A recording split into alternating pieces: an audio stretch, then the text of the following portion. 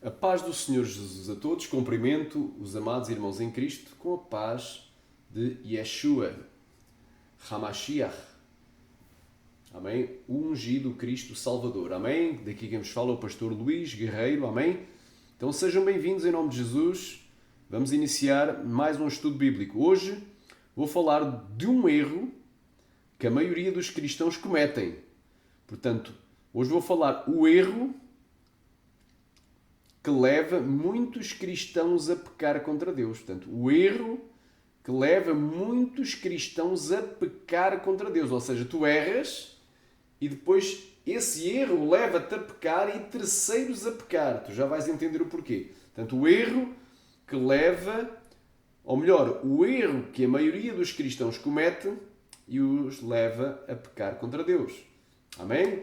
O erro que a maioria dos cristãos cometem e os leva a pecar contra Deus. É o tema desta mensagem. Glória a Deus. Então, qual é o erro? Amém? Qual é o erro que a maioria dos cristãos cometem e que os leva a pecar contra Deus? É precisamente, amém, as palavras polissémicas, ou seja, palavras que têm mais do que um significado. O que é polissemia? A polissemia é um facto linguístico em que uma palavra pode ter vários significados. Por exemplo, a palavra mangueira, agora é um exemplo que ela dá. Significa a árvore da manga, do fruto chamado manga, que tu comes, o fruto doce, não é? Alaranjado, cor de laranja.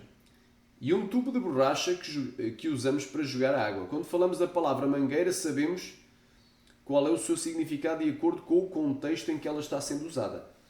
A palavra polissemia é a junção do grego polis, que significa muitos, e sema, que significa significado, muitos significados. Então, o principal erro que a maioria dos cristãos comete e que os leva a pecar contra Deus. O que é que dizia Jesus? Vamos agora para a Bíblia. O que é que dizia o nosso Mestre, o nosso Salvador? Glória a Deus. Vamos então agora para a Bíblia. Glória a Deus. Amém? Mateus 22, 29. Jesus, porém, respondendo, disse-lhes: errais, não conhecendo as Escrituras nem o poder de Deus. Aleluia! Glória a Deus. Errais, conhecei, pois, e prossigai em conhecer ao Senhor. Diz Oseias. Andaramanai, o meu povo peca por não conhecer as Escrituras. Pela falta do conhecimento. Está lá no livro de Oseias. Então, como é que tu vais conhecer as Escrituras se tu erras logo ao início na interpretação? Se tu achas que uma palavra tem sempre o mesmo significado em todos os registros, em todas as ocorrências bíblicas. Amém? Então é o grande erro dos cristãos, um dos grandes, talvez o maior, de interpretação, é o chamado generalismo, ou generalizar. É pegar numa interpretação de uma determinada palavra e achar que em todas as ocorrências em que surge aquela mesma palavra tem o mesmo significado. É o generalismo ou a generalização de um significado de uma palavra que pode ter mais do que um significado. Então Jesus disse: errais não conhecendo as Escrituras nem o poder de Deus. Olha o que é que disse Oseias. Eramandorrou contou. Aleluia. O meu povo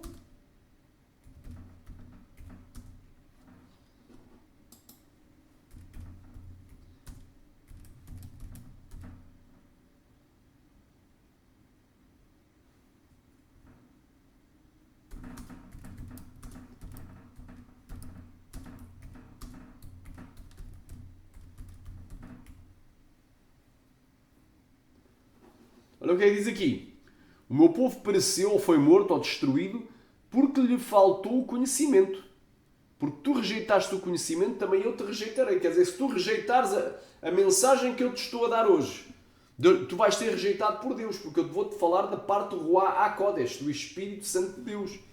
Amém? Isto é uma mensagem de alerta para o povo cristão. O erro que a maioria dos cristãos comete, ou que muitos cometem, quem sabe eu também eu reconheço que já cometi ao início. Amém? O erro. Qual é o erro que a maioria dos cristãos comete e que os leva a pecar contra Deus e leva terceiros a pecar contra Deus? Quando esse erro é ensinado como uma verdade. É a generalização. é pegar num significado de uma palavra que tem mais do que um significado, dependendo do contexto, eles pegam num significado particular ou peculiar e generaliza e acredita e prega e ensina terceiros, não é?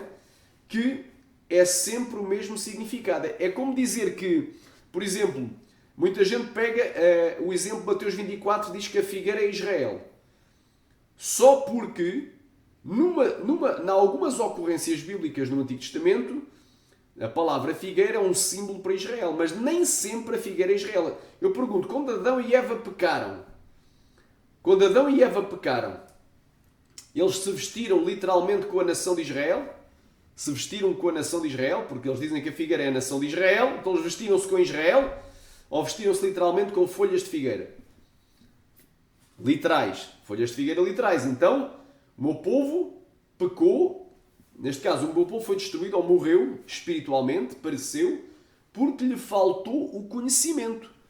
Porque tu rejeitaste o conhecimento, também eu te rejeitarei. Se tu rejeitares o conhecimento que eu te vou dar hoje, acerca deste tema, das palavras polissémicas, tem mais do que um significado, também Deus te vai rejeitar naquele dia. Se tu rejeitares o profeta que aqui da terra vos fala, também vais ser rejeitado pelo profeta que está lá no céu, que é Jesus. E é Yeshua que está aguardando a ordem de descer para vir novamente à terra, neste caso sobre as nuvens do céu numa primeira fase, arrebatar os seus santos escolhidos. Tu vais ser rejeitado se tu rejeitares o que eu estou a revelar. Porque tem muita gente, muito cristão, que é ignorante. Mete na cabeça uma coisa e ninguém tira isso da cabeça. Cauteriza a sua consciência. Endurece a sua cerviz, o seu semblante. Será quebrantado repentinamente sem que haja cura. A Bíblia diz que o homem que muitas vezes repreendido endurece a sua cerviz, o seu semblante, não é? Será quebrantado, ou seja, destruído repentinamente sem que haja cura, sem que haja, não é, salvação para ele.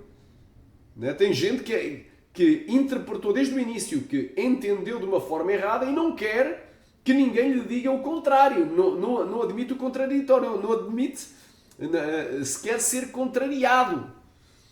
Reage de mau grado, de uma forma explosiva, carnal, quem sabe até diabólica.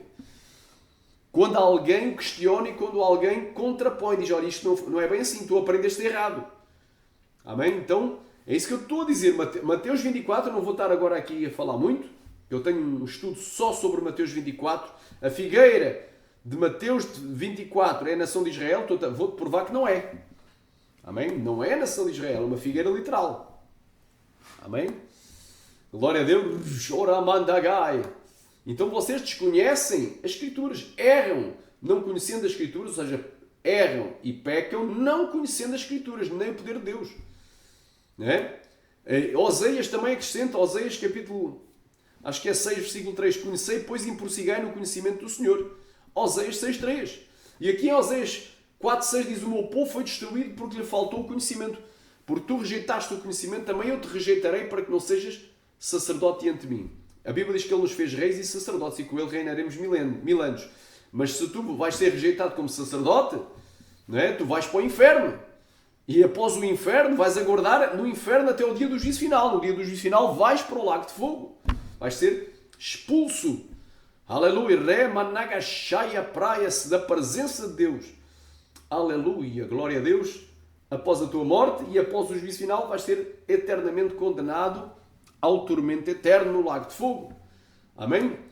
Visto que te esqueceste da lei do teu Deus, também me esquecerei dos teus filhos. Então é importante conhecer as Escrituras. Não é apenas, eu já li, leste, mas não entendeste. Então precisas de um Filipe, precisas de um mestre na palavra para que te ensine. Não é? Para que não sejas igual a eunuco, não é? Que não sabia bem o que é que significava, a quem é que se referia a Isaías 53. Lama, quem era aquele que iria ser ferido pelas nossas transgressões e morto pelas nossas iniquidades, cujo castigo que nos traz a paz estava sobre ele, que era Yeshua, Jesus. Amém? Então o meu povo foi destruído porque lhe faltou o conhecimento. Porque tu rejeitaste o conhecimento, também eu te rejeitarei para que não sejas sacerdote diante de mim. Visto que te esquecestes da lei do teu Deus, também eu me esquecerei dos teus filhos. Então tu vês aqui que é importantíssimo conhecer. Aleluia, é importantíssimo conhecer as Escrituras e o poder de Deus. A kavod, não é? A glória de Deus. Tens de conhecer a vontade expressa de Deus, que está nas suas Sagradas Escrituras, está na Palavra de Deus, está na Bíblia, e tens que conhecer também a presença e o mover, e o movimentar e o agir do Espírito Santo, do poder de Deus. Amém? Então o meu povo foi destruído porque lhe faltou o conhecimento. Porque tu rejeitaste o conhecimento, eu te rejeitarei para que não sejas sacerdote diante de mim, visto que te esquecestes da lei do teu Deus. Também eu me esquecerei dos teus filhos. É importante interpretar bem, não interpretar errado. Se tu interpretas um versículo errado, tu podes perder a tua salvação por um versículo que tu interpretaste errado. Então é muito complicada esta questão aqui. A pessoa tem que atentar para isto. Amém? Oséias, agora aqui vemos aqui, Oséias, capítulo 6, versículo 3. Conhecei, pois, e prossiguei no conhecimento do Senhor. Então conheçamos e prossigamos em conhecer ao Senhor. A sua saída como a brancura, como a alva é certa. Ele virá a nós como a chuva serôdia que rega a terra. Amém? Então é importante conhecer. Amém? Porque o povo vai ser destruído. Quer dizer, os cristãos vão para o inferno. Não é? Porque lhes faltou o conhecimento de Deus. Não basta ir na igreja, dar glória a Deus, aleluia, aceitar a Jesus, não é? E depois quererem mentiras que são pregadas de cima das tribunas, ensinadas por pastores de bodes. Andaramasaia, aleluia, aleluia, propagadas pelos falsos profetas e ensinadas pelos falsos mestres nas sinagogas e nas igrejas. Amém? Quem quer diga glória. Aleluia. Ou que a própria pessoa leu e interpretou errado. Ou seja, porquê? Porque não deu lugar ao Espírito Santo, que é o maior professor.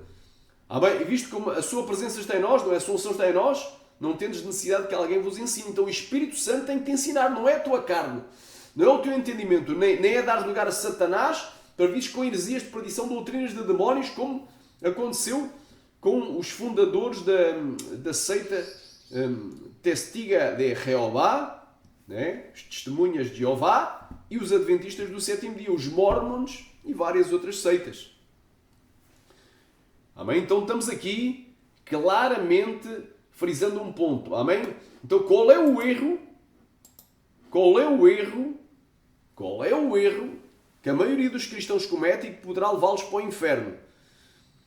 Não é? Esse erro, não é? A Bíblia diz: errais não conhecendo as Escrituras nem o poder de Deus. O erro que leva a maioria dos cristãos, que a maioria dos cristãos comete e que os leva a pecar contra Deus. Não somente a eles, mas quando eles ensinam esse erro como sendo uma verdade bíblica, uma doutrina sã, sadia, santa, leva muitos a pecar contra Deus. Então, o erro aqui tem a ver com a interpretação, é a generalização, é pegares num dos significados de uma palavra em português, nem sequer consultares os originais, porque tem gente que tem como consultar, tem concordância bíblica, tem dicionário bíblico, e tem como ir à palavra original e ver os seus vários sentidos. Mas, mesmo não tenhas os originais, só saibas o português, mesmo em português, dá para ver dentro do contexto que às vezes aquele sentido que é o mais comum ou que aparece mais vezes naquela palavra não é o único, tem mais do que um sentido. Então, há palavras que só têm um sentido, sim, mas há palavras na Bíblia que têm mais do que um sentido, mais do que um significado e que por isso têm que ser analisadas dentro do seu contexto. Texto fora do contexto é pretexto para heresia. Amém? Eu aqui fiz um quadro, aqui uma miniatura, com a palavra carne. E podemos começar com a palavra carne, mas depois já vamos a outras. Então, já vamos a outras. Carne. Muita gente acha que quando aparece a palavra carne é sempre obra da carne. Ou a natureza pecaminosa do homem, a natureza caída. O homem pecador. Ou o homem pecador ou uma obra pecaminosa. E nem sempre é assim. Aliás, a maioria das vezes que surge a palavra carne tem outros significados. Vamos aqui ver alguns exemplos para tu entenderes. Glória a Deus. Amém? A palavra carne na Bíblia, fiz aqui a pergunta, tem vários significados? Sim. A palavra carne na Bíblia, do hebraico basar, ou bazar, e do grego sarx, na Bíblia tem múltiplos significados, ou seja, muitos significados. Não só tem vários, mas tem muitos. Indo além do tecido físico para representar a natureza humana caída e frágil, as obras pecaminosas, a humanidade em geral, ou até mesmo o próprio corpo, ou a realidade concreta que Jesus assumiu, contrastando com o espírito e a natureza divina, mas com uma dimensão positiva na ressurreição. Portanto, agora repara aqui, tu vês logo na miniatura que eu coloquei aqui, glória a Deus, o que é que eu pus aqui? Moisés. Moisés, a pessoa de Moisés, né? A pessoa, Moisés, quando ele estava vivo, a sua pessoa também era carne. Amém? Ele também é carne. Aleluia, ele também é carne, ou seja, ele também é uma pessoa, um ser vivente. Quando Moisés morreu, o corpo de Moisés foi escondido. Esse corpo também é carne. Então a palavra carne pode-se referir tanto ao corpo de um vivo como ao corpo de um falecido. Quem crê diga glória. E pode-se referir à pessoa com todas as suas características, tanto físicas como mentais. Glória a Deus, quem crê diga. Então carne pode-se referir a uma pessoa. Carne pode-se referir a um bife ou um pedaço de picanha. Carne pode-se referir o quê? Aos animais. Perecerá toda a vida que existe em toda a carne. Eu vou extinguir toda a carne. Então todos aqueles que não entraram na arca, animais, né, morrerão. Carne pode-se referir também à humanidade. E carne pode-se referir às obras da carne de Gálatas capítulo 5. E carne pode-se referir a uma natureza caída humana. Então tem vários significados, mas vamos aqui para tu entenderes. Dá aqui alguns exemplos. Carne representando ou significando, com o significado de corpo físico literal. A parte material do ser humano ou animal. Gênesis 2:21 e 9:4. Vamos aqui abrir.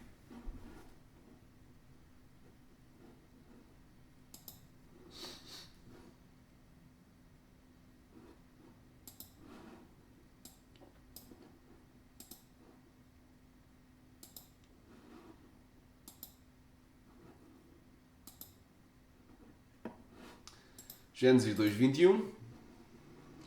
Então o Senhor Deus fez cair um sono pesado sobre Adão. Este adormeceu e tomou uma das suas costelas e cerrou a carne em seu lugar. Então fechou o seu corpo físico. Carne aqui é o corpo físico. Fechou. Fez a primeira operação plástica. Tirando uma das costelas e depois não ia deixar lá o homem a sangrar, mas fechou a carne no seu lugar. Quem queria diga glória. Oh glória. Deus tremendo, Deus de glória. Gênesis 9. Vamos aqui ao capítulo 9.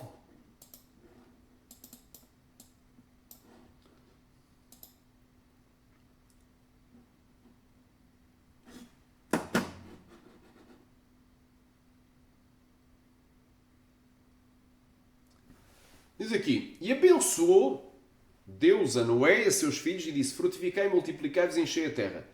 E o temor de vós e o pavor de vós virão sobre todo o animal da terra, e sobre toda a ave dos céus, sobre tudo o que se move sobre a terra. Todos os peixes do mar, nas vossas mãos são entregues. Tudo quanto se move, que é vivente, será para vosso alimento, mantimento, alimento, comida. Tudo vos tenho dado como a erva verde. A carne, porém, com a sua vida, isto é que o seu sangue não comerá. Ou seja, aqui fala do quê? Corpo físico. Então, os animais, em geral, vivos, não é? Com a sua vida, isto é, com o seu sangue, ou seja, não é que o sangue é literalmente a vida, mas representa a vida, ou seja, é uma metáfora, é um objeto que representa outro. Amém? Quem querer diga glória. Xarabaia, re, manaia, sai. Não comereis. Então, quem querer diga glória. Podiam comer o animal morto, mas não o sangue do animal que morreu. Quem querer diga glória, porque esse sangue representava a vida. Então aqui, carne aqui representa os animais, neste caso já, mortos. Não vais comer os animais vivos, mas mortos. Quem querer diga glória. Então tem vários significados a palavra carne. Amém? Glória a Deus. A pessoa humanidade refere-se ao indivíduo inteiro. Portanto, a carne aqui representando uma pessoa ou humanidade.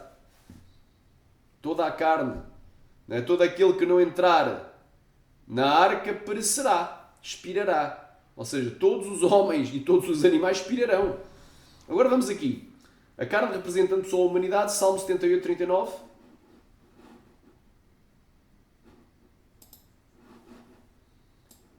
Salmo 78, 39.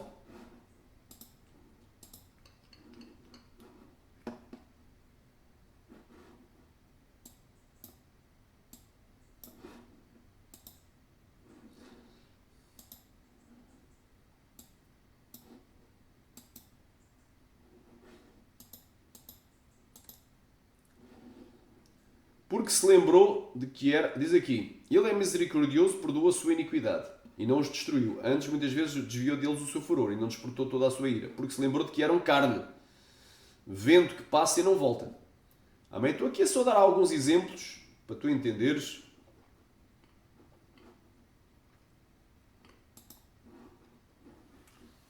Nem vou ler o resto, amém? A carne também pode representar a natureza pecaminosa do homem, as obras da carne. Não é? Pode representar a inclinação humana para o pecado, os desejos egoístas e as paixões que se opõem a Deus. A Bíblia diz em Romanos 8 que a inclinação da carne é morte, mas a inclinação do espírito é vida e paz. A velha natureza, o velho homem. Amém? Gálatas capítulo 5, do 19 ao 21 diz, porque as obras da carne são manifestas, as quais são impureza, imundícia, é adultério, fornicação, aleluia, lascívia, impureza, glutonarias, bebedices, coisas semelhantes a estas, inimizades, homicídios, idolatrias, feitiçarias, pelejas, porfias, dissensões e coisas semelhantes a estas, acerca das quais vos declaro que os que cometem tais coisas não entrarão no reino de Deus. Então, carne pode-se referir, sim, à natureza humana pecaminosa, inclinada para pecar, e também aqui, neste caso em Gálatas 5, às obras da carne.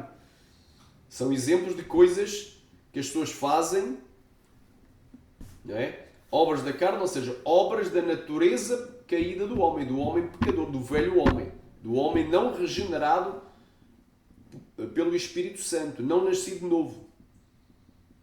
Amém? Não transformado por Jesus Cristo, não nova criatura, velha criatura. Amém? A realidade assumida por Jesus Cristo. O Verbo se fez carne e habitou entre nós e todos nós vimos a sua glória como a glória do unigênito do Pai, cheio de graça e verdade. Então, ou seja, o Verbo, ou seja, a palavra, Deus, se fez homem. Fala da humanidade, da natureza humana perfeita, sem pecado de Yeshua, de Jesus Cristo. Amém?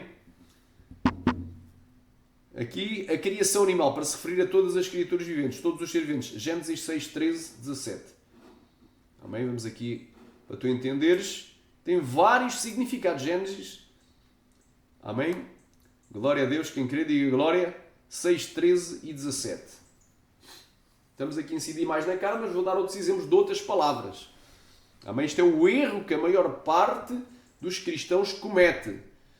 Qual é o erro de generalizar, de usar um uso específico de uma palavra polissémica, que tem mais do que um sentido, pegam num uso que eles adotaram ou preferido deles e adotam para todas as ocorrências daquela palavra, levando a interpretações erradas e até as pessoas a pecar contra Deus, por quererem mentiras. O pai da mentira é o Satanás. Mas Jesus disse, eu sou o caminho, a verdade e a vida, ninguém vem ao Pai senão por mim.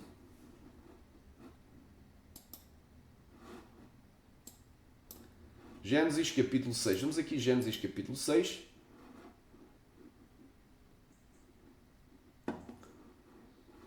Amém. Vou só dar alguns exemplos, porque isto aqui seria um estudo. Se eu só falar só sobre carne exaustivamente, daria um estudo.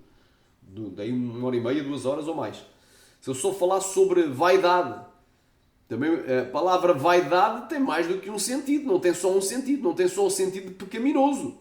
Vaidade pode ser uma coisa passageira, temporal, que se desgasta ou que vai com a idade. Daí vem a palavra vaidade. Amém?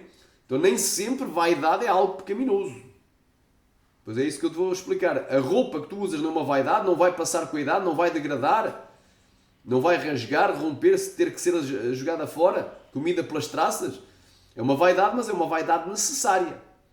Por isso é que há dois tipos de vaidade na Bíblia. Há a vaidade no sentido de coisa passageira, e a vaidade no sentido de coisa exibicionista, de vanglória, de exibicionismo. Por exemplo, que necessidade há de eu pintar o meu cabelo? Eu tenho o cabelo castanho, já estou com alguns cabelos brancos, derivado à idade. Pintar o cabelo agora, vou pintá-lo agora de louro, ou vou pintar de preto.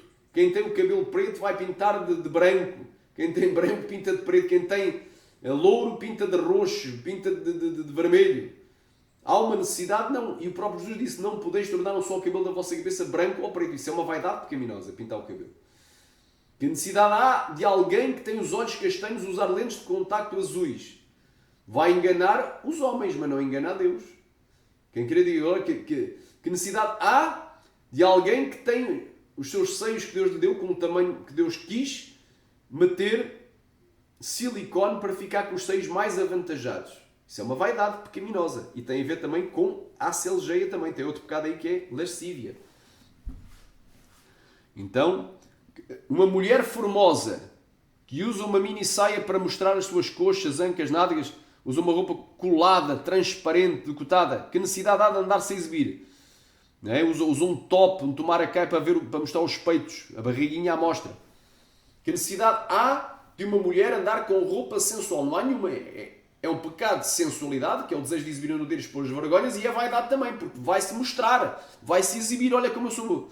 Tem a conotação sexual, porque a sensualidade é o desejo de exibir a nudez no sentido sexual para que seja cobiçada, desejada, e também de se mostrar para ser elogiada. Olha como bonito, olha que corpo tão escultural, olha que escultura de mulher, não é? Para ser, como seja, admirada, elogiada, idolatrada, seguida pela sua beleza facial ou formosura corporal. Então há dois tipos de vaidade na Bíblia. Há dois tipos de vaidade, não há só um tipo de vaidade.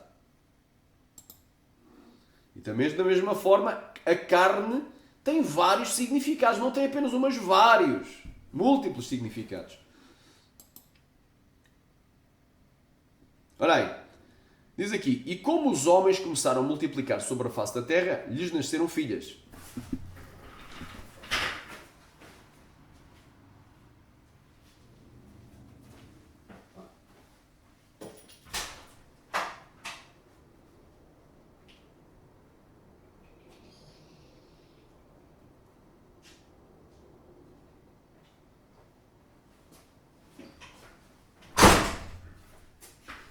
Glória a Deus. Glória a Deus. Portanto, recapitulando. E aconteceu como as filhas, ou melhor, e aconteceu como os homens, amém? Começaram a multiplicar sobre a face da terra e lhes nasceram filhas. Viram os filhos de Deus, já sabemos que aqui a expressão Benai Elohim, que as Bat Adam, as filhas de Adão, literalmente filhas de Adão, eram formosas.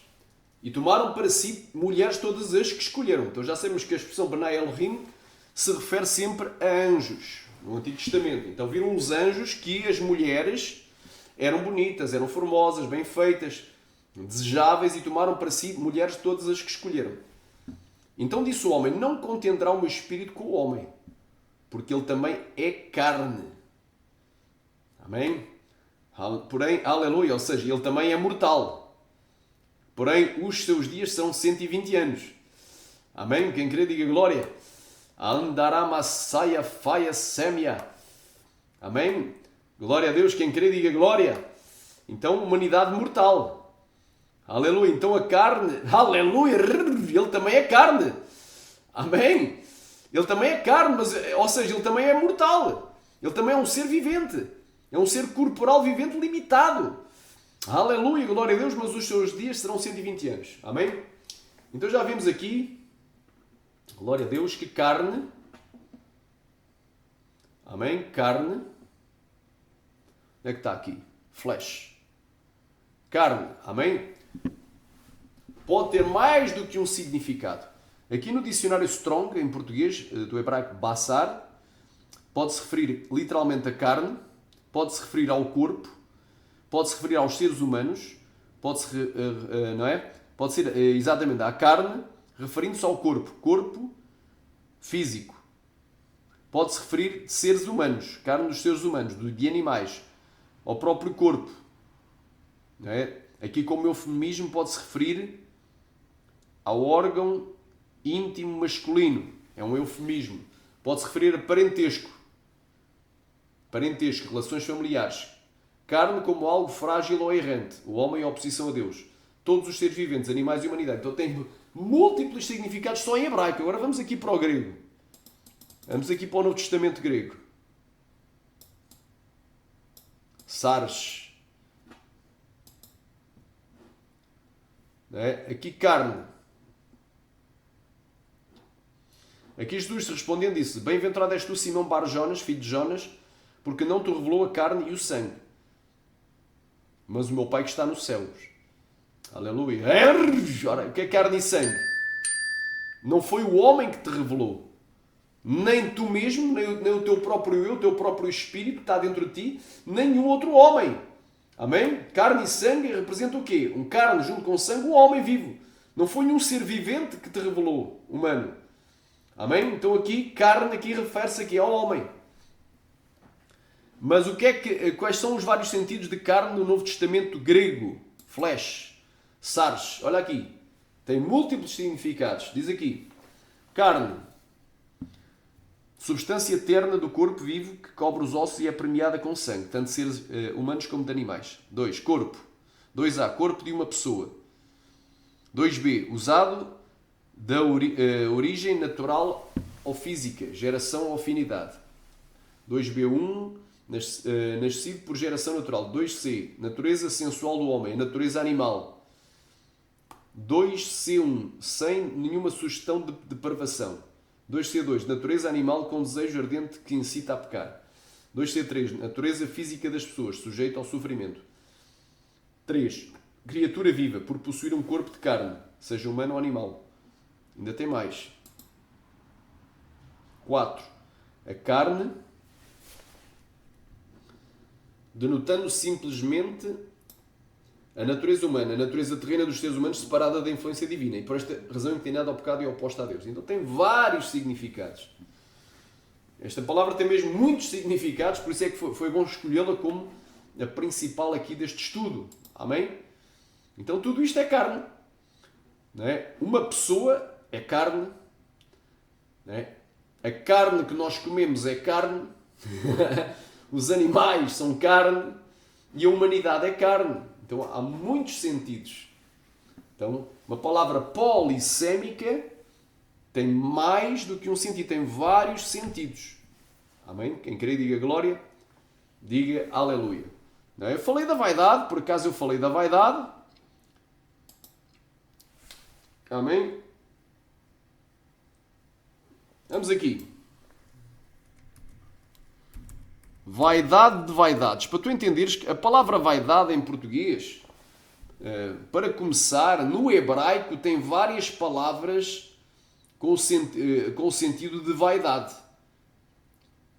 Ou melhor, que foram traduzidas por vaidade em português, não é? Mas mesmo essas várias palavras têm mais do que um sentido. Então a vaidade tem mais do que um sentido. Vaidade, para tu entenderes, vaidade. Olha aí.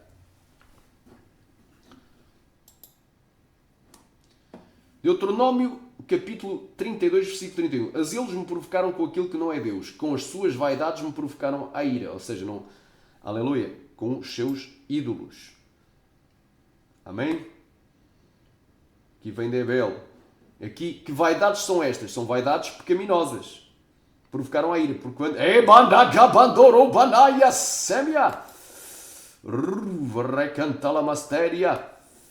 Vaidade é coisa vã. Amém? Aqui é uma coisa pecaminosa. Portanto, eu vos provocarei zelos com aquilo que não é povo. Uma ação louca os despertarei a ira. Então tem várias... Né? E diz aqui, não vos desviareis, pois seguireis as vaidades, que nada aproveitam. Então pouco vos livrarão, porque vaidades são. Né? Coisas vazias. Coisas... Né? Então, aqui vem tem várias palavras diferentes no hebraico que são traduzidas como vaidade. Nem sempre a palavra vaidade se refere a uma coisa pecaminosa. É isso que eu te queria dizer. A vaidade pode ser uma coisa passageira. Como no livro de Eclesiastes. O que é que diz aqui? Vaidade de vaidades, diz o pregador, vaidade de vaidades, tudo é vaidade. Qual é a palavra hebraica, no original? Hebel, em vão. Portanto, é a palavra Hebel, em vão. Quem queria diga glória. Então, vaidade de vaidades, tudo é vaidade. Será que tudo o que tu fazes na vida é vaidade? Será que viver é vaidade? Porque não morrer? Porque é que Deus condena o matar? Porque é que tu não te podes matar? É porque a Bíblia diz não matarás. Então, será que é vaidade Glória a Deus. É vaidade tu viveres, é vaidade tu comeres, beberes, sustentares o teu corpo e cuidares, tomares banho, trabalhares para ter o teu sustento. É vaidade. É vaidade tu constituires matrimónio e gerares descendência. É vaidade tu deixares de pecar e aceitar a Jesus pela fé. É vaidade tu ires à igreja. É vaidade aleluia, te congregares, orar a Deus, falar com Deus. É vaidade tu teres fé em Deus. É vaidade tu acreditares que existe Deus. Tu pregares que Jesus é o único caminho para a salvação. É vaidade? Não. Amém? Então aqui quando diz vaidade, vaidades, tudo é vaidade, diz o pregador, tudo é vaidade. Então que vaidade é esta? Esta vaidade aqui não necessariamente é uma coisa pecaminosa. Vaidade no sentido de passageiro. Tudo é passageiro aqui nesta terra. A tua vida física vai passar um dia, tu vais descer ao pó. Aleluia, quem queria diga glória. Tu aqui adoras a Deus, aceitas Jesus, te arrependes dos teus pecados, segues a Cristo, vives em santidade, obedeces à sã doutrina. Mas quando tu morreres, tudo aqui vai ficar, tudo vai passar, tu vais adorar a Deus, é lá no céu. Vaidade aqui é no sentido de passageiro, não necessariamente no sentido pecaminoso. É claro que há coisas que são passageiras e também são pecaminosas. O indivíduo ter muitas esposas, largar a primeira, casar a segunda vez, a terceira, a quarta, a quinta, não é? É algo passageiro.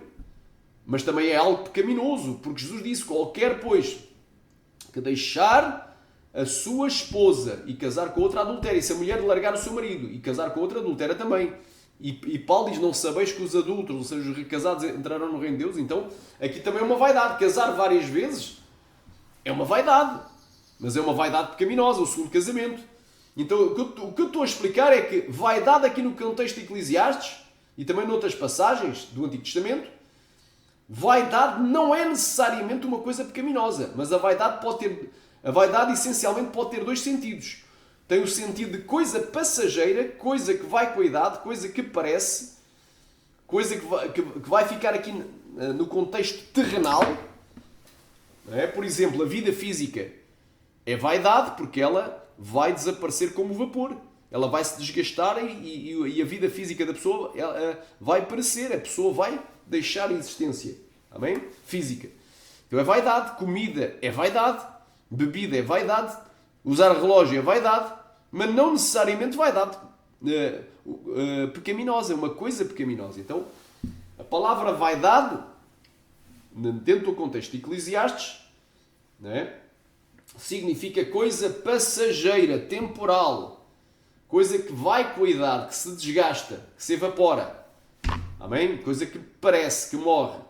Coisa que degrada, envelhece, adoece, morre, apodrece, vira pó. O teu corpo físico é vaidade, porque ele vai virar pó. Entende? É passageiro. Então, vaidade pode ter o sentido passageiro e pode ter o sentido pecaminoso. E onde é que a gente encontra o sentido pecaminoso? Em várias passagens, como aquelas que eu te citei do Antigo Testamento, logo ao início do livro de Deuteronômio, e aqui no Salmo 4. O que é que diz aqui? Salmo 4, vamos aqui. Versículo 2 e 3. Filhos dos homens, até quando convertereis a minha glória em infâmia, em vexame, em escândalo, em vergonha, shame em inglês, aqui. Desonra, insulto, ignomia, reprovação. E até quando amareis a vaidade. Man tocou banaia praia. Outra palavra hebraica diferente de Hebel, que é riik, mas tem o mesmo sentido, em vão. Só que aqui é um em vão pecaminoso. Até quando amareis a vaidade e buscareis a mentira. Aleluia. Agora depois de saber que o Senhor se para si aquele que é piedoso, o Senhor ouvirá quando eu clamar a Ele. Halai, samai, amai. Então vaidade ela é... Então este tipo de vaidade aqui é pecaminosa. Como por exemplo o exibicionismo. Não só a idolatria é uma vaidade pecaminosa, mas o exibicionismo. Tem mulheres que têm um corpo, não é, formoso. E eles, o que é que eles dizem? O que é bom é para se ver, é para se mostrar. Se eu tenho umas coxas, umas pernas, umas coxas, não é, bonitas, umas pernas beltas, vou mostrar, vou meter um shortinho, uma mini saia. Eu tenho uma barriguinha lisa, vou meter um top. Tenho uns seios avantajados, vou meter um tomara que caia, um brutal decote. E por aí vai. Amém? Então aí é vaidade pecaminosa, o exibicionismo. Amém? Outra coisa que é vaidade é a mentira. Não é? A mulher que usa batom, que usa rímel, que usa esmalte nas unhas, que usa maquiagem, pintura, ela está vivendo uma vaidade pecaminosa, porque é baseada na mentira. Ela ama a vaidade e busca a mentira. Uma mulher que, aleluia, que altera a cor do cabelo, está vivendo a mentira. Tem que viver a verdade. Deus quer libertar. Quem querer diga glória. Uma mulher que coloca unhas de gel, peruca, lamantakaya maia, que tem o cabelo crespo, carapinha e alisa, faz chapinha, que tem o cabelo liso e faz permanente em caracol, que altera a natureza do cabelo que Deus lhe deu, ou a cor. Isso é uma vaidade pecaminosa. Uma mulher que raspa a sobrancelha e mete um lapisinho, uma vaidade pecaminosa. Então pintura, joias, maquiagem, piercings, tatuagens são vaidades pecaminosas, são baseadas na mentira. E neste caso os piercings e as tatuagens são consagrações a demónios, literalmente. Quem querer diga glória. É? Muitos preferem beleza artificial. Olha que mulher tão bonita, mas é tudo artificial, até plástica já fez. Para ser mais nova, a velha, a velhota, a velhaca. Não é? Meteu botox nos lábios para ficar mais carnudos, meteu silicone nos seios e por aí vai. Alamanto kovanai, vaidade pecaminosa, baseada numa beleza artificial. Não é? Beleza baseada em base, beleza baseada em rímel, esmalte, praia em lápis. Então essa vaidade é pecaminosa. O que eu estou a dizer aqui é que a palavra vaidade, dependendo do contexto, é que vai definir se ela é pecaminosa ou não. Tem mais do que um sentido. A vaidade pode ser apenas uma coisa passageira, não necessariamente pecaminosa. Mas vaidade também pode ser uma coisa pecaminosa. Não somente coisa pecaminosa no sentido do que enfeites exteriores ao corpo, como pintura, joia e maquiagem, piercings e tatuagem, mas também outro tipo de vaidades, como a idolatria, como o futebol. O futebol é uma vaidade. Força Sporting Gol, és a nossa fé. Eu era do Sporting, eu sou de Jesus. Há quem é do Corinthians, do Botafogo, do Flamengo, do Fluminense, do São Paulo, do Grêmio de Porto Alegre, etc. Isto no Brasil. Então é uma vaidade. A ir ao futebol é uma vaidade. Ouvir música mundana é uma vaidade. Mas essas vaidades são pecaminosas. Amém? Porque têm outros aditivos. Então, a vaidade, a palavra vaidade na língua portuguesa vem de várias palavras em hebraico diferentes. E que, essencialmente, eu divido em dois significados. Vaidade, como coisa passageira, e vaidade pecaminosa. A vaidade como coisa passageira, coisa que, como por exemplo a roupa. A roupa não é uma vaidade, mas é uma vaidade que é necessária. Tu necessitas de roupa. Se não necessitasses de roupa, após o pecado de Adão e Eva, Deus deixaria eles nus. A Bíblia diz que eles andavam nus e não se envergonhavam. E depois de pecarem, viram que estavam nus, se envergonharam e colocaram o quê? Fizeram para si aventais em folhas de figueira. Mas Deus não se agradou dessa veste, que é seminu, sensual. É como se seja um shortinho, uma mini saia, uma mini blusa, um top, uma bermuda, um short, um calção. Lá vai uma legging, um vestido transparente, uma roupa rachada, cavada. Amém? Deus não se agradou um biquíni, um maiô. E Deus fez túnicas em pele e os vestiu. Amém? Charamanto, glória, praia. Então a roupa, mesmo a roupa santa, é uma vaidade no sentido que é passageira, mas não necessariamente pecaminosa. Não é? A roupa santa é uma vaidade necessária. Tu tens de vestir roupa santa para cobrir a nudez e tampares as tuas vergonhas. A Bíblia diz em Apocalipse 16:15 que eu venho como um ladrão, venho entrar daquele que vigia, que guarda as suas roupas para que não ande nu e se vejam as tuas vergonhas. Amém? Então estou-te aqui a provar. A palavra vaidade pode ter dois significados. Vaidade como coisa passageira e vaidade pecaminosa. Associada a outras coisas. À mentira, à idolatria, à sensualidade, que é a obra da carne. E os que cometem tais coisas não entrarão no reino dos céus. O que é a sensualidade? O desejo de exibir a nudez e expor as vergonhas. São as partes íntimas, com roupas curtas, justas, transparentes, cortadas, cavadas, lascadas, rachadas, imorais, sensuais. É a obra da carne, é lascívia. Aleluia, quem quer diga glória. A Bíblia diz que as mulheres de Deus se ataviem com um traje decoroso, decente, com pudor e modéstia. Pudor é vergonha. Vergonha de exibir a nudez e de expor as partes íntimas, as vergonhas. Aleluia. É um mandamento que a mulher se vista com uma roupa decente e não indecente. Prudente e não imprudente. Uma roupa que não faça tropeçar a ninguém. Que não leve a ninguém à cobiça do seu próprio corpo e ao desejo sexual. Amém? Então é bem claro, meu irmão. Há dois tipos de vaidades. Então estou aqui a provar. 1 Timóteo 2,9 fala da regra. A mulher, né? De igual modo, os vossos mestres devem ter vindo com traje decoroso, com pudor e modéstia. Modéstia é humildade, contrário de vaidade. E a vaidade leva para o inferno? Leva. Apocalipse. Perdão. Salmo 24. Do 3 ao 5. Salmo 24 diz assim: quem subirá ao monte do Senhor? Que monte? O monte lá no céu. A Sião celestial. Ou quem entrará no seu lugar santo? No paraíso. Aleluia. Aquele que é limpo de mãos e puro de coração. E que não entrega a sua alma à vaidade, nem jura enganosamente. Anda kamantaramasamaya. Coisa vão. Outra palavra aqui é chave. Já vimos umas 4 ou 5 palavras diferentes no hebraico para vaidade. Mas basicamente, dentro do contexto, o contexto vai definir ou vai decidir se essa palavra vaidade é uma coisa pecaminosa ou apenas uma coisa passageira e não necessariamente pecaminosa. Amém? Então, é isso que eu estou a explicar. Glória a Deus. Quem querer diga glória. Saramanto coure maia. E por aí vai, meu irmão. Na Bíblia, a palavra, eu poderia falar da palavra vinho. Glória a Deus. Por exemplo, a palavra vinho. Amém? Dependendo do contexto, pode ser uma coisa pecaminosa ou não.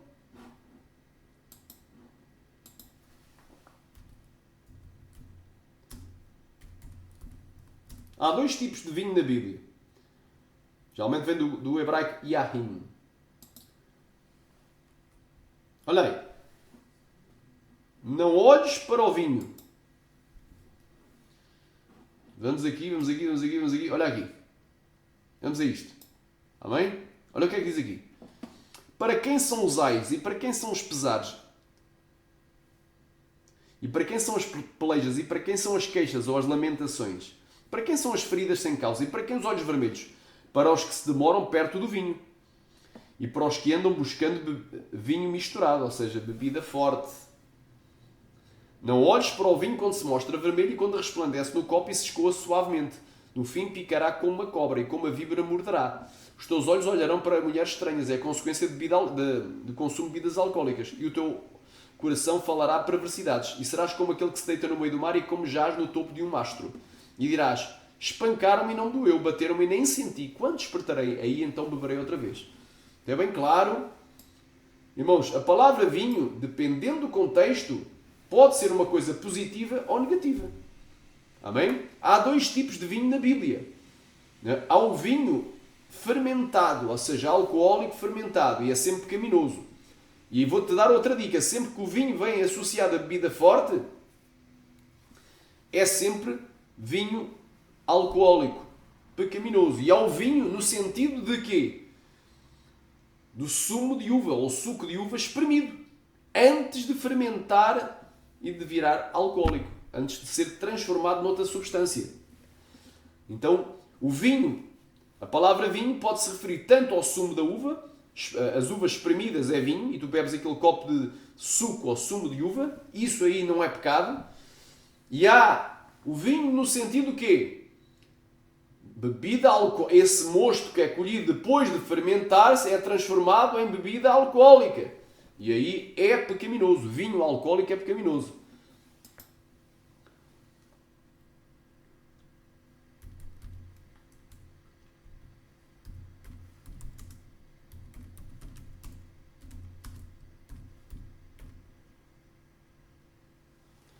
Olha aí.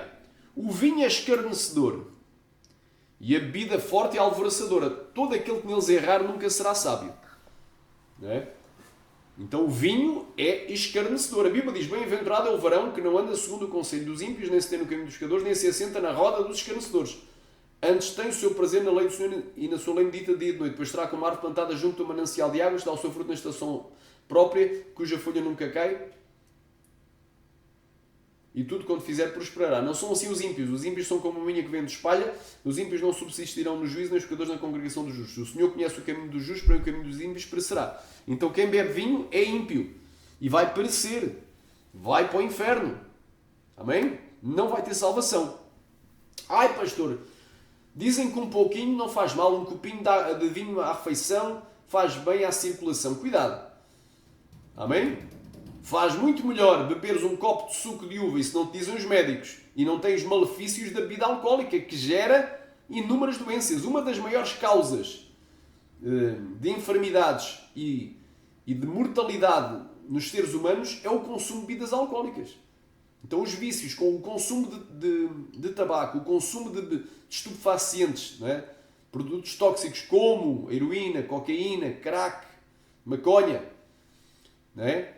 O consumo dessas três substâncias, do tabaco e da bebida alcoólica, são os três maiores potenciadores da mortalidade no ser humano, porque às vezes não diretamente, mas indiretamente vai gerar uma doença que eventualmente vai levar ao óbito dessa pessoa. Portanto, vai gerar uma cirrose no fígado, um problema sério. Quem sabe uma doença cancerosa. Então o vinho é escarnecedor. Quem é que senta na roda dos escarnecedores? Os ímpios, que não vão subsistir no juízo. Nem os pecadores na congregação dos justos, não vão estar no céu. Então não vão ser salvos quem bebe vinho. Aí um pouquinho não faz mal. Meu irmão, a Bíblia diz que um pouco de fermento leveda toda a massa. Um pouco de vinho alcoólico fermentado vai fazer contaminar todo o teu corpo. Um pouco de pecado vai contaminar toda a tua vida. Então, se um pouco de vinho não faz mal, um pouco de adultério também não faz mal, um pouco de mentira não faz mal, um pouco de vaidade não faz mal, um pouco de roubo não faz mal e um pouco de homicídio não faz mal. Então, podes pecar da forma que quiseres, um pouquinho só não faz mal. Cuidado. Gálatas 5.9, 1 Coríntios 5.6. Um pouco de fermento vai da toda a massa, ou seja, um pouco de pecado contamina toda a tua essência, todo o teu corpo. Amém? Todo aquele, e diz aqui, a vida forte é alvoroçadora. A pessoa fica agitada, não é? Alvoroçada, não é? Fica louca da cabeça. Não é? Não é? A Bíblia fala da loucura. Amém? A loucura é uma obra da carne e todos esses males procedem do interior do homem, do coração do homem. Amém? Da alma humana, disse Jesus. Xaramaia, claia. Isso contamina o homem, a loucura. Então ele bebe bebida forte, bebe whisky, vodka, bagaço, aguardente, bebe licor, bebe vinho do Porto, seja o que for. Bebida forte. Fica alvoroçado. Né? Fica louco da cabeça. A loucura... né? Vem do interior do coração do homem e isso é o que contamina o homem, contaminou ele, já não tem salvação. E alvoroçador é um louco. Ainda hoje pedirão a tua alma e o que tu tens preparado para quem será. E todo aquele deles errar nunca será sábio. Então quem erra no vinho, na bebida forte, não vai ser sábio. A Bíblia fala do quê? Aqui vamos começar com a palavra errar. Errar. Não é? Que é errar foi traduzido de uma palavra hebraica, errar. Errar é falhar, errar. Falhar, errar o alvo. O que é o pecado? Errar o alvo. A palavra pecado do grego do Novo Testamento, amartia, literalmente é errar o alvo. Então, se tu bebes vinho ou bebida forte, bebes licor, bagaço, vodka, whisky, cachaça, né? Tu vais errar o alvo, tu não vais ser salvo, tu não vais chegar ao céu. É bem claro. E diz aqui, nunca será sábio. E aqui nos conota, aliás, nos dirige, nos dá eu posso dar a ilustração da parábola das 10 virgens. Né? E havia 10 virgens, 5 eram sábias e 5 eram loucas. E as que eram sábias tinham o azeite dentro das suas vasilhas e as suas lâmpadas estavam acesas. Mas as que eram loucas, a sua lâmpada estava apagada, porque não tinha azeite, não tinha combustível. Não tinha o Espírito Santo, estava na carne. Alabá, então, meu irmão, aleluia. E à meia-noite ouviu-se um clamor. Aí vem o noivo, saíram ao encontro. Então as que eram sábias pegaram nas suas lâmpadas e saíram ao encontro do noivo. Mas as que eram loucas, disseram às sábias, dá-nos também um pouco de azeite, para que a gente tenha também. Aleluia. E à meia-noite veio o noivo. Elas dormiram todas, mas à meia-noite veio o noivo e estavam preparadas. As sábias entraram e fechou-se a porta. Então as sábias começaram a bater. Senhor, abre-nos, abre-nos. Apartai-vos de mim, não vos conheço. Jesus não te vai conhecer, tu vais ser virgem louca. Tu não vais ser sábia, mas louca. Vais ser virgem louca. Vais ser daquela, aleluia, repalama, vais ficar de fora do reino de Deus por causa da bebida forte do vinho. Amém? Então temos aqui a ver o vinho como uma coisa pecaminosa. Agora vamos ver o vinho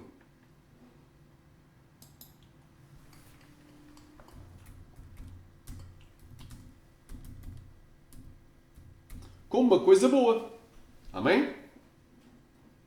Olha aqui. Vamos então a isto.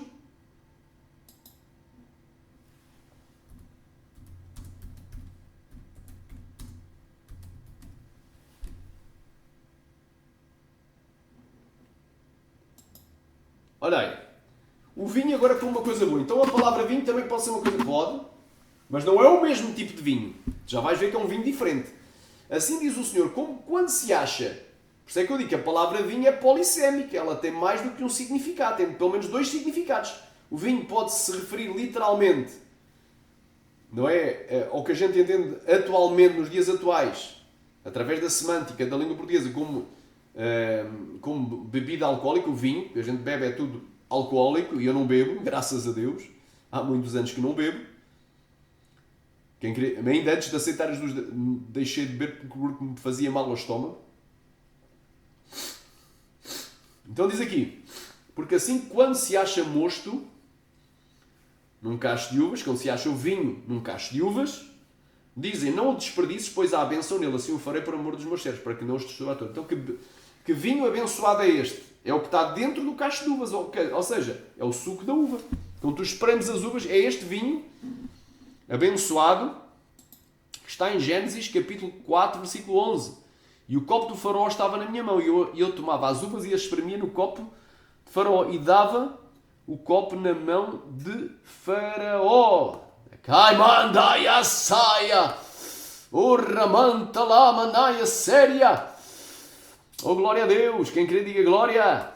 Charamantorovanaya séria. Então havia o copeiro que dava vinho a faraó. Que vinho é que ele dava?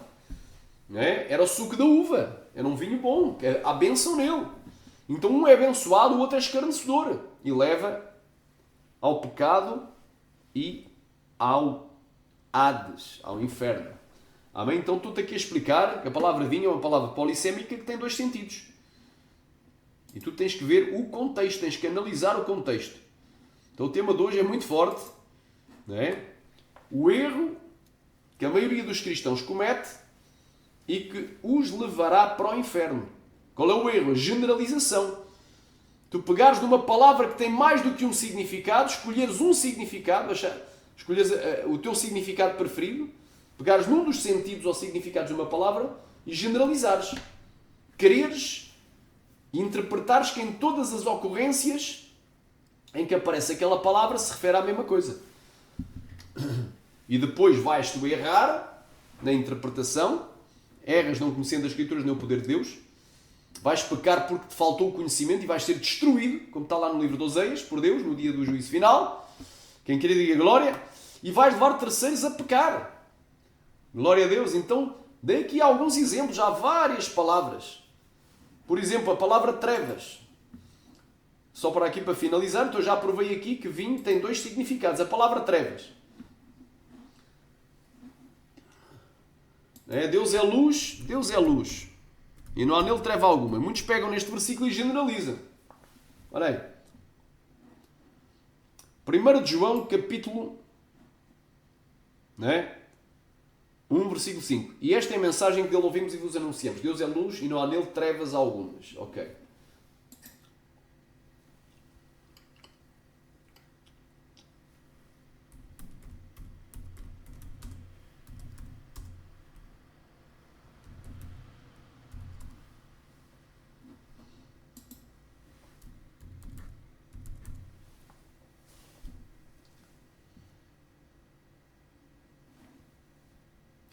Olha aí, porque não temos que lutar contra a carne e sangue, mas sim contra os principados, contra as potestades, contra os príncipes das trevas deste século. Contra as hostes espirituais da maldade nos lugares celestiais. Efésios 6:12. Então muitos pegam aqui, nestes dois versículos, e mais alguns que aparecem na Bíblia, no Novo Testamento, e vão interpretar Gênesis como. Por isso é que eu digo, a palavra trevas pode ter mais, é polissémica. Não tem um só sentido. De coisa má, coisa ruim. Não. Gênesis capítulo 1, versículo 1. No princípio criou Deus os céus e a terra. E a terra era sem forma vazia e havia trevas sobre a face do abismo. E o Espírito de Deus se movia sobre a face das águas. E disse luz, haja luz e houve luz. E viu Deus que era boa a luz e fez Deus a separação entre a luz e as trevas. E chamou Deus à luz dia e às trevas noite. E foi a tarde e a manhã o dia primeiro. Então, espera aí, muita gente pega aqui neste versículo aqui, Gênesis 1:2, e diz assim, não, a terra estava em trevas, não é? A terra estava possuída pelo maligno. Espera aí, como é que a terra estava possuída pelo maligno? Xarabacantarai, sem Gênesis 1:31, isto é no primeiro dia da criação.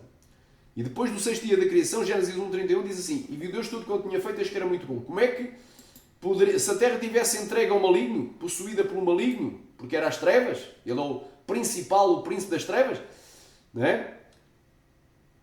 Por que razão Deus diria que viu Deus tudo quanto tinha feito, que era muito bom? Seria muito bom a terra estar possuída por um maligno e entregue às trevas?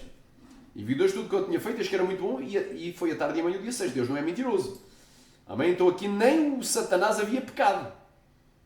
Amém? Durante a criação, nem o Satanás havia pecado. Amém? Então é bem claro aqui. Olha bem. Eles pegam aqui, né? Diz aqui, que a terra estava envolta em trevas, ou seja, a terra estava tomada por demónios, ou pelo Satanás, pelo maligno. Não tem nada a ver, meu irmão. Trevas aqui é a ausência de luz. Não tem nenhuma conotação de coisa má, coisa ruim. Amém? Vamos ler o contexto. E no princípio criou Deus os céus, et hashamaim, literalmente ali tem águas, e a terra, e a terra era sem forma e vazia. Sem forma porquê? Não é? Porque ela estava submersa nas águas e dissolvida. Amém? Ela estava em parte dissolvida e submersa nas águas e vazia porque não tinha habitantes. E havia trevas sobre a face do abismo. Ou seja, não havia luz. Havia o quê? Escuridão. Trevas aqui é escuridão, é a ausência de luz, não tem nada a ver com o maligno. E o Espírito de Deus se movia sobre a superfície das águas. E disse Deus, haja luz, e houve luz. E viu Deus que era boa luz e fez Deus a separação entre as trevas e a luz. Entre a luz e as trevas. Ou seja, entre a luz, por outras palavras, e a escuridão. E a ausência de luz. E chamou Deus à luz dia e à escuridão chamou de noite. E foi a tarde e amanhã o dia primeiro. Então trevas aqui é escuridão. Não tem nada a ver com coisa ruim. Mas as pessoas ignorantes interpretam de forma errada e levam terceiros a pecar. Jesus disse, errais não conhecendo as Escrituras, nem o poder de Deus. E Oséias, e a Bíblia diz em Oséias 6:3, conhecei e prossigai no conhecimento do Senhor. Aleluia. Oséias 4:6 diz o quê? O meu povo foi destruído porque lhe faltou conhecimento. Como rejeitaste a lei de Deus, também eu te rejeitei para que não sejas sacerdote. É complicado. Vais perder a salvação, vais ser destruído e rejeitado naquele dia porque interpretas a Bíblia da forma errada. E gera o quê? A interpretação errada gera pecado. Em terceiros, levas terceiros a tropeçar. Então é importante tu aprofundares na interpretação bíblica. Amém? Através do Espírito Santo, da oração e da leitura da Palavra de Deus e meditação nas Escrituras, comparando as coisas espirituais com as espirituais. Amém? Então até aqui o Senhor falou. Glória a Deus, mas vamos aqui, para não ficar só nas minhas palavras, ver o que é que diz o dicionário sobre trevas. Amém? Para tu veres que trevas é polissémico. Trevas não tem só um sentido.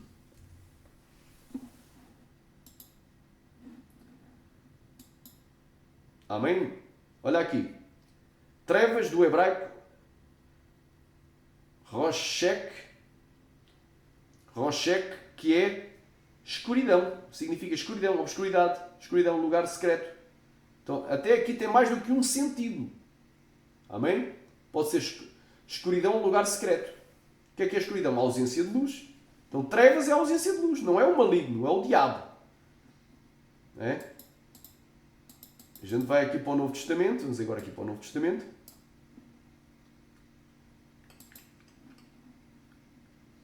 Outrora és trevas, agora sois luz no Senhor. Aqui já tem um sentido mau. Então, trevas no Novo Testamento, a palavra grega skotos, do grego koine,